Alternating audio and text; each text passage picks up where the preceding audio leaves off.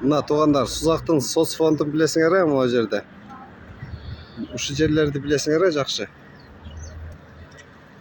Мына соц фондун аркы бетте могу жерде кайсы Сузак райондук балдардын бир нерсеси бар экен. Балдар чыгармачылык үйү экен.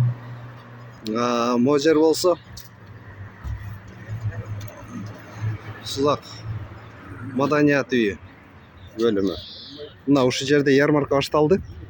Базардагы 1,5 миң сомдон 3 миң, 4 миңге чейинки сатылган бут кийимдердин баары туугандар болгону 500 сом деген баа менен келет. Карагыла. Видеону сөз таркатпагыла, булар 1200, 1300дөн сатылат малар. Мына азыркы сезонго келди, могу кроссовкаларды карагыла туугандар. Женский, мужской, детский, подростковый бут кийимдердин бардыгы бирдей баада туугандар. Ачыл элек көрдүңөр, көбү ачыл элек. Бардыгы 500 сом деген баа менен сатылат. Туугандар, могу 5000 сом туратында.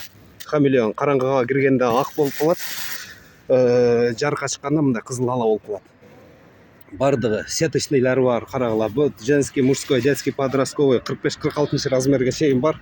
20 размерден туугандар келгиле дагы 500 сомго болгону сатып алып кетсеңер болот.